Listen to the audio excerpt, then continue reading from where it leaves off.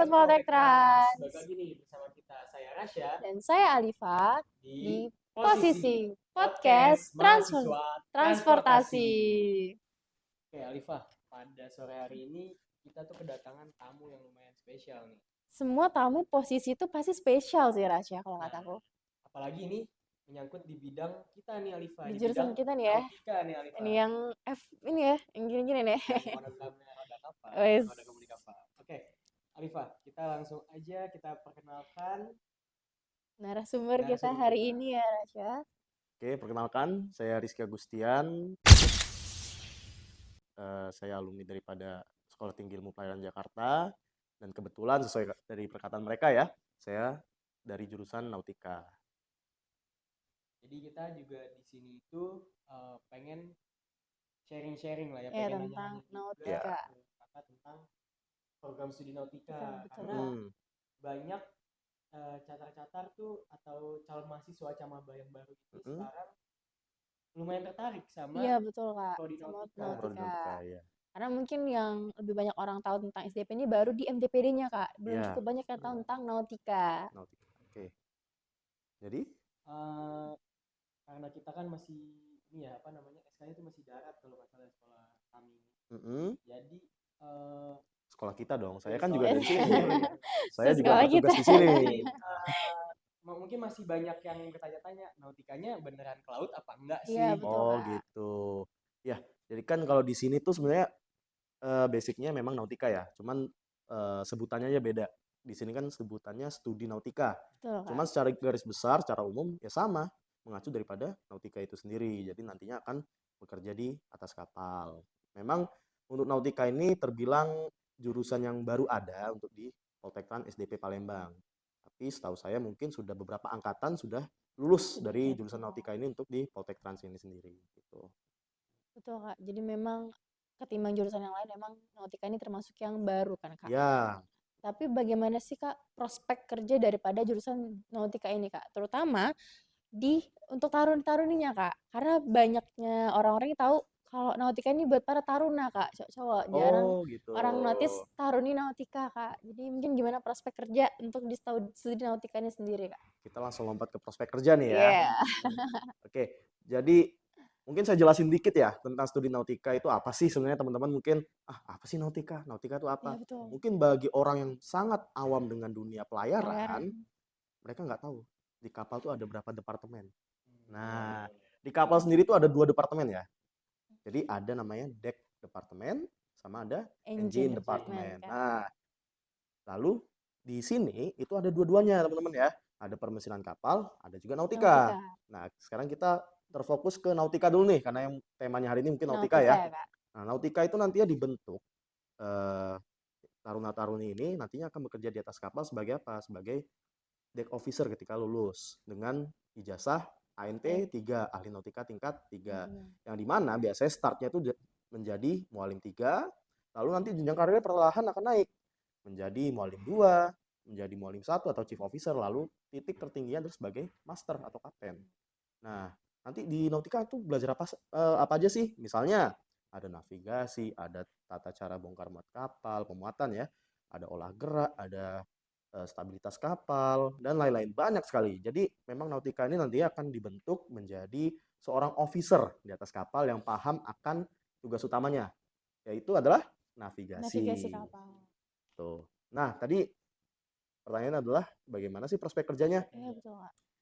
Saya sebagai alumni nautika, jujur, kita agak santai aja ya. Jujur, sangat banyak.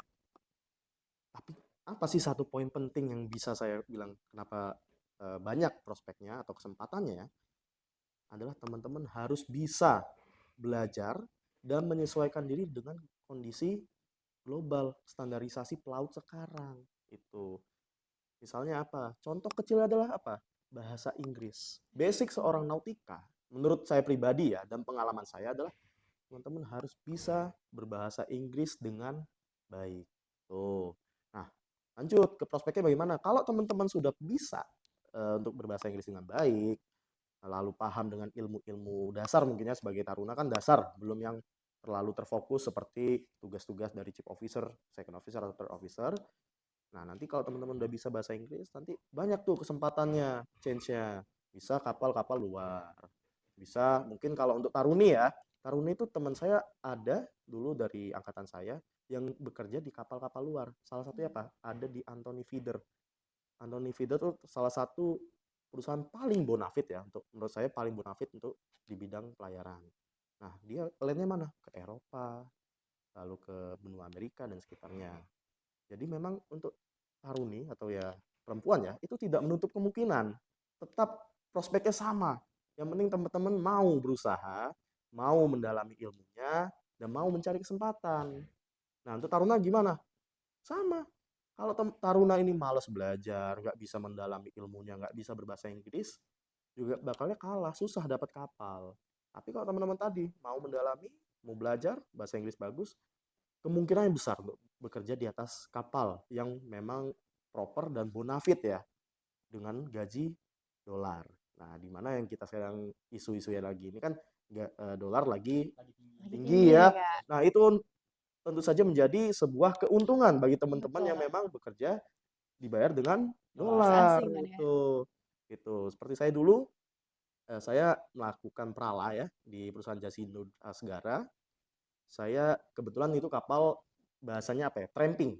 Jadi landnya itu dia tidak tetap, tergantung daripada order dari charter. Random charter gitu. Iya, betul. Jadi kebetulan kapal saya kapal luar. Jadi saya itu keliling dunia. Nah, teman-teman tuh keuntungan juga tuh, bisa keliling dunia. Iya betul, Kak. Keliling dunia, banyak pengalaman, digaji lagi. Nah, Gajinya. gajinya dolar lagi. Nah, itu. Makanya saya selalu bilang, Nautika itu keuntungan besar. Prospeknya jelas gitu. Ataupun teman-teman males nih kerja di kapal, bisa jadi ASN, bisa kerja di darat, di pelabuhan, mungkin pelabuhan penyeberangan ataupun pelabuhan-pelabuhan bongkar muat dan lainnya. Tuh. Jadi banyak pengalamannya. Saya dulu mungkin sedikit cerita ya. Betul. Saya dulu naik di daerah Vietnam kalau nggak salah, namanya Pumai. Lalu kapal saya itu ke Thailand, lalu ke Australia, ke Qatar, Arab, lalu ke mana? Melalui Suez Canal ya. Oh iya. Suez Canal, ya terusan Sampai Suez. Lalu itu ke daerah Spanyol di Gibraltar, lalu ke Amerika Serikat, ke New Orleans, lalu ke Meksiko. Saya bolak-balik Amerika kurang lebih 3 kali.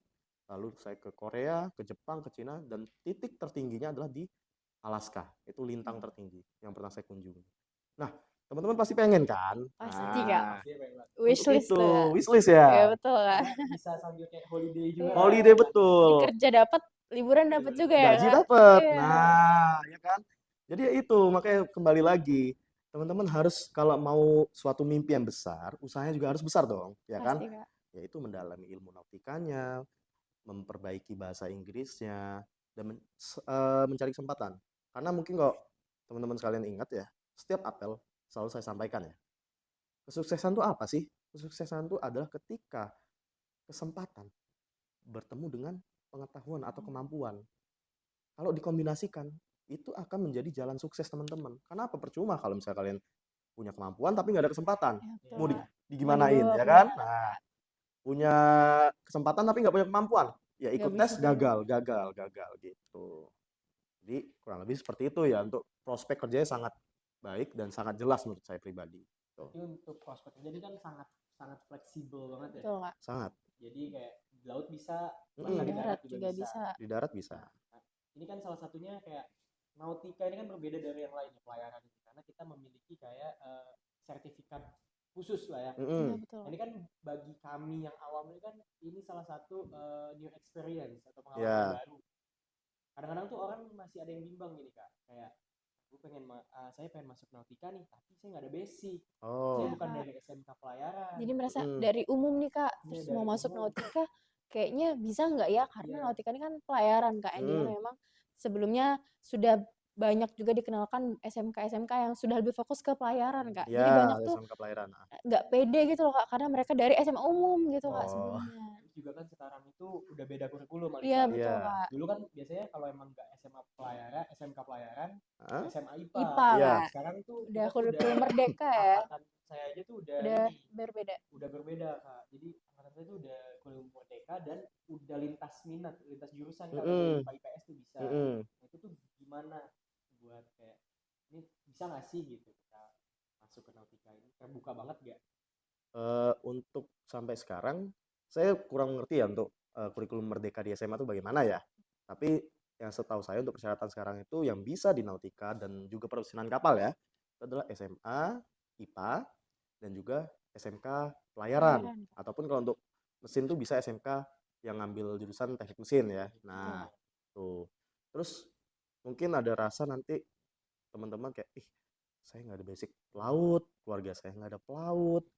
Saya basicnya dari SMA umum, IPA. Saya nggak ada basic SMK pelayaran. Tapi saya percaya diri aja, kenapa? Nanti kan di Poltek Trans ini, ketika kalian masuk kampus, kami kan menganut sistem namanya boarding school ya. Betul, Kak. Nah, asrama. Betul, Kak. Sebenarnya asrama tuh apa sih dampaknya menurut teman-teman sekalian kan? Mungkin ada yang, ih ngapain sih asrama? Enakan di luar, bla bla bla. Dampaknya adalah pembentukan karakter serta mental gitu loh. Nantinya teman-teman akan bekerja, mungkin yang nautik itu akan di kapal ya. Di kapal itu untuk perala itu kurang lebih 12 bulan. Khusus untuk cadet. Tapi berbeda dengan officer. Officer itu biasa dibatasi maksimum adalah 9 bulan plus minus 1.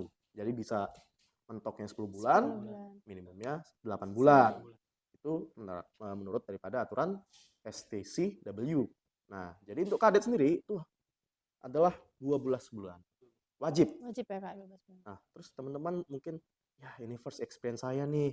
Saya nggak pernah belayar sebelumnya. Untuk teman-teman yang dari umum ya, mungkin kalau untuk SMK pelayaran mungkin sudah pernah. Kak. Nah, ini yang umum nih. Ada keraguan dalam diri kalian kan. Wah, gimana ya? Nanti kehidupan saya gimana ya? Nah, untuk itu makanya kita di boarding school ini kita bentuk, kita persiapkan diri teman-teman, mental teman-teman, karakternya untuk siap hidup di kapal. Seperti itu. Contohnya apa?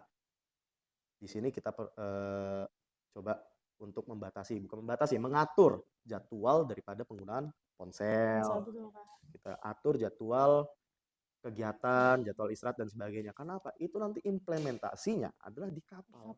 Di kapal mungkin kalau teman-teman beruntung dapat kapal yang ada WiFi atau Starlink-nya kalau sekarang ya. Betul, Tapi kalau mungkin teman-teman masih kurang beruntung dapat kapal yang benar-benar nggak ada Starlink ataupun WiFi, ya ketika di tengah laut, ya udah no signal, no internet.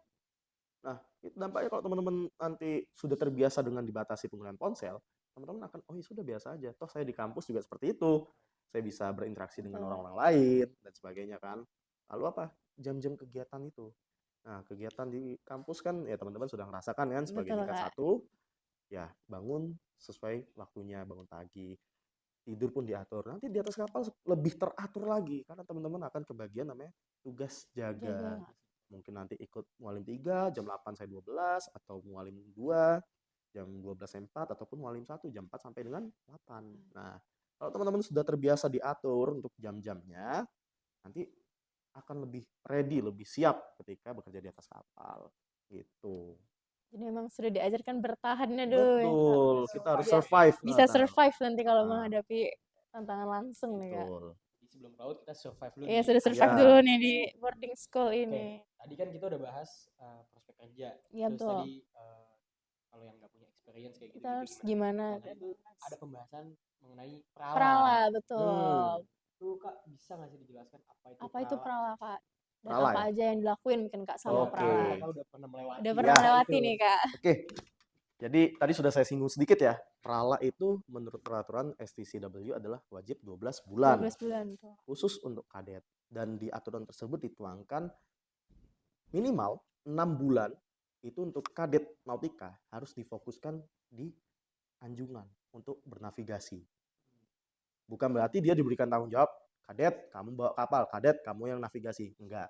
Tapi dia difokuskan untuk belajar di atas kapal bersama mualim jaganya di anjungan. Seperti itu. Sama seperti kadet mesin. Saya singgung sedikit. Untuk kadet mesin nanti difokuskan di kamar mesin serta perawatan daripada mesin utama biasanya. Itu minimal 6 bulan. Nah, lalu apa sih? Ngapain sih prala tuh ya? Iya, betul. Prala tuh coba saya tanya teman-teman semua ya. Prala tuh apa sih? Kepanjangannya, sorry. Nah. Kalau di kita sih kita kenalnya dengan praktek laut. Kan? Praktek laut, betul sekali. Kak. Jadi praktek laut. Kalau kita telaah praktek, berarti kan kita mempraktekkan apa yang sudah dibekalkan oleh kampus selama kalian menjadi taruna dan taruni. Nah, itulah kita implementasikan. Misalnya kalian sebagai taruna di kampus pasti belajar IPD, Betul, Kak. konstruksi dan stabilitas Astronomi ya. kapal, Astronomi. pengaturan dan penanganan muatan, Betul. astronomi, dan sebagainya. Nah, itu yang diajarkan kepada kalian adalah ilmu basic kalau menurut saya. Basic sebagai seorang ABK. Nanti di kapal kalian baru implementasikan. Oh, gini loh cara ngeplot peta. Oh, gini loh cara ngitung muatan. Oh, ternyata ini loh struktur kapal. Begini loh cara hitung draft dan sebagainya. Nah, itulah tugas kita di atas kapal sebagai kadet. Itu adalah mengimplementasikan apa yang sudah kita pelajari di kampus di atas kapal. Kita praktekkan. Kalau ada yang nggak ngerti, tanyakan kepada officer ya. Karena tugas kalian utamanya adalah satu, belajar. Kalian itu belum diberikan tanggung jawab seperti ABK yang lainnya, ataupun seperti officer ataupun rating ya. Mungkin kalau di atas kapal, untuk officer, tugas utamanya walaupun 1, 2, 3, mereka adalah untuk navigasi. Cuman ada tambahan seperti chief officer biasanya untuk muatan, second officer untuk rute pelayaran, dan third officer sebagai untuk alat-alat selamatan. Nah, safety equipment. Dan untuk para rating deck itu biasanya untuk maintenance di atas kapal, maintenance deck ya. Nah, kalian sebenarnya belum dibebankan untuk bertanggung jawab atas tugas tersebut.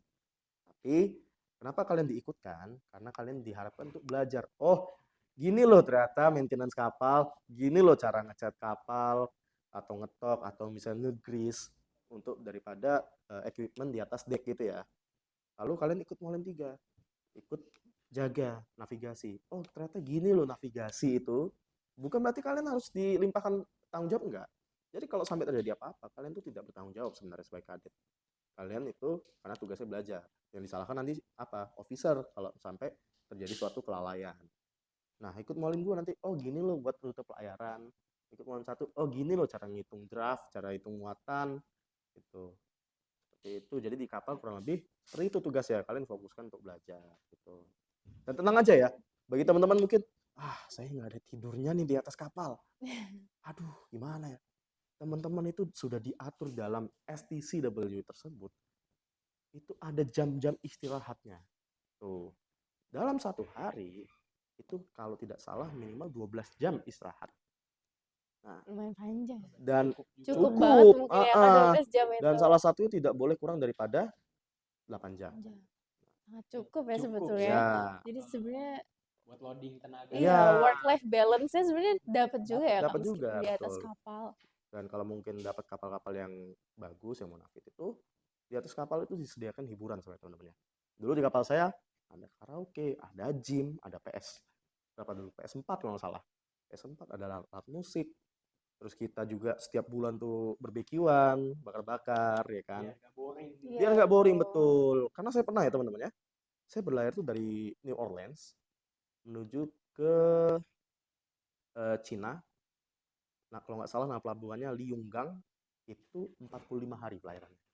45 hari. Dari New Orleans Amerika ke Ke China itu ya, Liunggang. Itu sebulan lebih itu ya Kak. iya, Lintas sebulan negara, lebih. Iya, udah lintas benua ya Lintas Kak. benua. Makanya untuk menanggulangi daripada hal-hal tersebut, ya itu disediakan hiburan, ada karaoke dan sebagainya ya. Main musik, lalu game, PS dan sebagainya. Nah, nanti juga kan untuk BST terbaru ini ada BST namanya mental health ya. Mental health. Nah, itu untuk memperbaiki lah, mungkin ada kurangnya kan namanya di atas kapal secara mental kan terganggu, makanya dibatasi di STCW itu maksimum 9 bulan plus minus 1 ya kan, karena itu terkait daripada kesehatan mental para pelaut gitu. Berarti Prala ini selain apa, bukan Prala maksudnya, Nautika ini selain kita belajar teori di kelas, ternyata langsung terjun Prakteknya juga ya Kak. Betul, praktek. Makanya teman-teman mungkin apa namanya, selama berlayar, selama di kampus kan diajarkan juga kan ngeplot peta bagaimana sih, ya Iya kan. Kak. Lalu mungkin ada yang mesin tuh ada nanti, oh nih real engine gimana, Iya betul. yang nautik itu, oh ada bridge simulator, di kita ada bridge simulator, ya kan, ada lab ECDIS, ya kan, ada lab GMDSS untuk berkomunikasi. Nah itu kan kalian sebenarnya belum real ya, karena itu masih namanya simulator. Simulator Kak. Nah nanti kalian terapkannya lagi realnya adalah di atas Di atas kapal gitu. Berarti benefitnya tuh udah kayak pelaut Iya aslinya ya, betul. walaupun masih Iya dong. masih kadet atau masih mahasiswa lah. Iya, Dan betul. itu berarti jadi catatan penting untuk semua mahasiswa nih yang nautika untuk benar-benar menguasai setiap Mm-mm. materi berarti Kak. Betul, itu sangat penting menurut saya. Ya karena kembali lagi tadi kesempatan dan pengetahuan atau Benar. kemampuan. Nah, jadi ya harapan saya sih teman-teman tuh bisa menguasai untuk ilmu-ilmu daripada nautika. Dan juga tidak lupa adalah bahasa Inggris itu. Karena mungkin Rasya sudah merasakan, Rasya sudah pernah ikut tes kan. Sudah. Yang dipertanyakan oleh perusahaan itu adalah ilmu-ilmu Ilmu dasar. dasar, tapi dia terfokus kepada cara berbicara Cara kan. berbicara. Nah, kenapa? Nanti kalian begitu kerja di atas kapal internasional, yang di komunikasi kalian kan menggunakan bahasa Inggris Bahasa secara Inggris umum. Kak. Kalau kalian bahasa Inggrisnya sudah tidak mampu, tidak proper, nanti terjadi miskomunikasi dah. Nah, itu dan sangat berbahaya di atas kapal terjadi suatu miskomunikasi gitu. No room for error berarti ya Kak untuk Iya, kita di transportasi ini betul. khususnya. Jadi nanti misalkan para mahasiswa baru ini pengen banget mengetahui tentang nautika tuh Nautika. kita bisa lihat lewat mana nih Kak? Mengetahui nautika ya? Ya. Teman-teman bisa daftar ke Poltek Trans yang pasti. Iya, Langsung aja. Langsung ikut pakai Langsung aja. monogram kayak kita nih Raj. Langsung. Karena kebetulan bukan hanya kakak yang dari SMA umum, saya juga dari Dan SMA Alifa umum. juga umum Kak. Dan saya tidak punya, sama sekali tidak punya yang namanya basic untuk belayar, basic untuk apa namanya, nautika lah. Itu Iya. nggak ada sebenarnya. Dan kebetulan kayak tadi misalkan menyinggung dengan kurikulum merdeka, Iya betul. kebetulan memang di sini itu kan tadi IPA ya kayak. Ya, IPA. Nah, tapi memang walaupun saya kurikulum merdeka, saya itu dapat lintas jurusannya 2, IPS dan IPA. Dan memang menekan pada IPA-nya memang di bagian fisika waktu kemarin. Berarti kan masih ada unsur IPA-nya Masih tuh. ada. Betul Kak, Kayak masih setahu bisa, saya masih seperti itu. terbuka juga Kak untuk kurikulum merdeka sebetulnya. Karena emang kalau dilihat pembelajarannya itu memang mepet fisika Ya, dan kayaknya rumpun kimia sains ya, juga ya, nih. rumpun sains deh nautika. Sains banget malah. Sains bukan. banget, Iya, betul karena betul kita betul. kan, belajar kayak IPA tuh kita tuh belajar astronomi tuh matahari, bintang dan lain-lain Iya gitu betul, kan. Menggunakan planet-planet. rumusin Iya kostan. betul Kak, saya Seperti juga itu. masih Kita matematika. masih ketemu dengan degrees. Yes, betul. Dan juga pembelajaran di sini sudah mulai bergerak ke pakai bahasa Inggris sih Kak. Jadi Iya. salah satu ajang latihan kita juga untuk Betul. berkomunikasi. Karena mayoritas ya untuk sekolah-sekolah pelayaran, terutama yang kelasnya sudah kampus atau universitas, kami itu mengedepankan bahasa Inggris. Kenapa? Kita itu pingin ya, pelaut-pelaut yang lahir dari Indonesia ini itu bisa bersaing ya, pelaut-pelaut Indonesia ini dengan pelaut di internasional. Contohnya apa? 2 negara yang bersaing hebat dengan kita adalah Filipina dengan India. Tuh. Basic bahasa Inggris mereka sangat baik. Karena mungkin faktor ini juga kali Kak. Dulu mereka kan dikuasai oleh Inggris juga kali mungkin. Mungkin Bisa ya, jadi kita ya Kak. mungkin Nggak bisa menutup dari sana. kemungkinan ya Kak. Cuman ya tidak menutup kemungkinan kita tuh bisa bersaing dengan mereka gitu Iya. loh. Oke, untuk taruna-taruni ataupun mahasiswa-mahasiswi di kampus-kampus pelayaran, saya rasa memang sudah mulai dibiasakan menggunakan bahasa Inggris ya. Itu yang saya selalu terapkan ke teman-teman sekalian ketika saya mungkin lagi jaga, kebetulan lagi English Day, saya ngambil menggunakan bahasa Inggris ketika apel. Ketika kalian laporan, saya wajibkan pakai bahasa Inggris seperti itu. Dan saya selalu tekankan setiap kali apel tuh bahasa Inggris harus dibiasakan seperti itu. Karena itulah salah satu langkah atau kunci untuk membuka kesempatan kita ke dunia internasional. Karena kalau sampai kita miskom di atas kapal kan kita menggunakan bahasa Inggris ya. Dan kalau kita nggak bisa berbahasa Inggris dengan baik, nanti akan miskom dan itu akan berbahaya gitu loh di atas kapal. Fatal akibatnya. Seperti itu. Nah, kalau yang kita lihat juga di kalau kita nyebut itu P2TL ya. Iya betul. Iya, Collision Regulation. Collision Regulation itu pakai bahasa Inggris juga Kak. Betul. Ya, semua aturannya dengan semua pakai bahasa Inggris. Karena dikeluarnya dari IMO. Jadi ada 4 pilar IMO ya. Ada STCW, ada tadi Collision Regulation, ada SOLAS, dan terakhir ada MLC, Maritime Labour Convention. Tuh, nah untuk di STCW sendiri itu nanti atau kita mau kupas nih salah satu. Boleh ya, biar misalnya jadi kita pengetahuan baru mulai ya, dari jadi info baru. Kuliah umum sedikit sharing ya. Sharing nggak? Di Colrec itu tentu saja itu sesuai dengan namanya ya, Collision Regulation mengatur tentang peraturan pencegahan tubrukan di Tubrukan. laut seperti itu. Jadi itu nanti tata cara teman-teman berlalu lintas lah di atas kapal, ketika kapal itu nanti crossing, head on situation atau restricted visibility dan sebagainya ya, itu diatur. Nah, itu di correct ya, collision regulation. Kedua tadi ada STCW. Nah, di situ tuh ditentukan teman-teman itu adalah minimum, bukan bare minimum itu, sorry, sertifikat minimum yang dimiliki oleh pelaut itu apa aja sih, kemampuannya apa aja sih, tuh. Dan juga di situ diatur tentang tata cara kehidupan teman-teman di atas kapal, jam kerjanya berapa jam dalam sehari, dalam seminggu, lalu jam istirahat, kalau nggak salah itu 10 jam dalam satu hari ya, dalam periode 24 jam tuh minimal 10 jam istirahat, dan maksimum dibagi dalam 2 periode, yang dimana salah satu periode tidak boleh kurang dari 6 jam istirahatnya, seperti itu. Nah, nanti nextnya ada apa?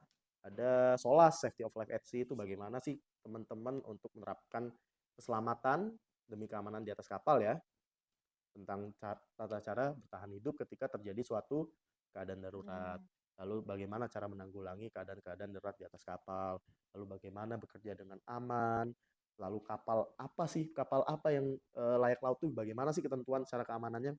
Itu tertuang semua di SOLAS tadi, Safety of Life at Sea. Dan yang terakhir ada MLC, Maritime Labour Convention. Itu untuk mengatur kesejahteraan teman-teman di atas kapal. Seperti itu. Jadi memang semua hal tuh sudah diatur dengan baik ya Kak dalam Sangat pelayaran. baik. Ada Jadi prosedur semua. iya betul, Iya, terprosedur.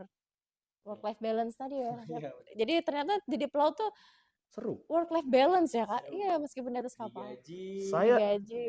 Gen Z ya, sama kayak teman-teman Iya kan betul Gen Z, Kak, kita Gen kan Z. Gen Z ya. Kita Gen Z, saya senang sekali kerja di laut itu. Tapi mungkin memang jalan hidup saya ditakdirkan sebagai ASN. Tapi apakah saya ditanya ketika saya bekerja di laut dulu pas perala, apakah saya bosan atau saya tidak menikmati? Jawabannya adalah ya saya bosan. Tapi ada hal-hal yang dimana menjadi bosan itu nggak masalah gitu. Jadi kayak saya akhirnya enjoy menikmati, teman-teman bisa lihat view laut itu setiap hari, sunset, sunrise, teman-teman bisa ke tempat-tempat baru, ya kan? Bisa dapat gaji, kenal sama orang-orang baru. Pasti Kak. Dan bahkan saya ada beberapa teman yang dari luar negeri, ada dari Meksiko, ada saya kenal seorang driver, sampai sekarang saya masih simpan nomornya, dari Amerika. Saya ada teman ketika kapal saya docking di Thailand, pernah gitu. Jadi akhirnya kami ada interaksi lah seperti itu.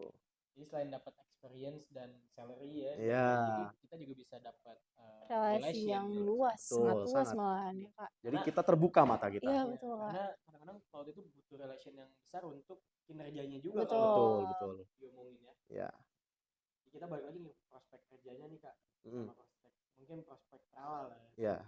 Jadi kita ini kan nautika itu kerja di kapal di deck. Itu kapal kan sekarang macam-macam kan, jadi ada yang passenger, ada Ya. merchant vessel atau Tanker yang lagi merchant vessel banyak itu juga sih. kapal niaga. Iya Kapal niaga, betul. kapal niaga. Kita tuh fokusnya ke passenger kah, ke kapal Niaga kah, kah? atau ke kapal servis kah? Oke.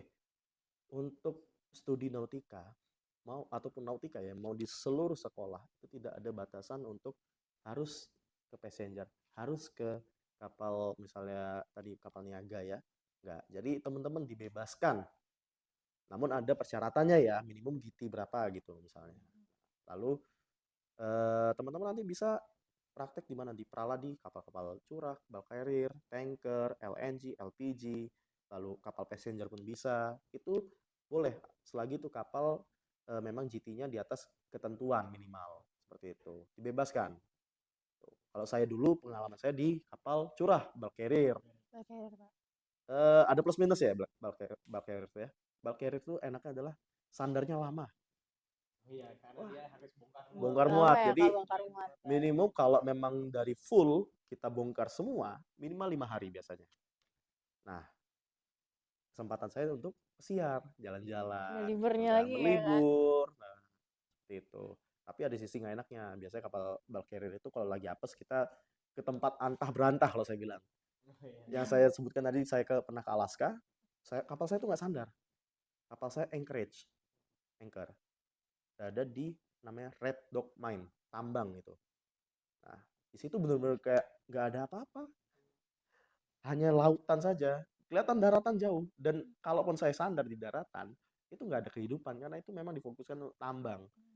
Nah, itu apesnya kalau jadi kalau Di peralat di kapal bangkai. curah seperti itu. Tapi terbayarkan dengan view-nya lah dan Betul. pengalaman. Oh, saya pernah ke Alaska. Oh, saya pernah dapet salju. Wah, dan Banyak sebagainya. cerita jadi ya Kak, pasti Iya. banyak banget pengalamannya kan Rasya.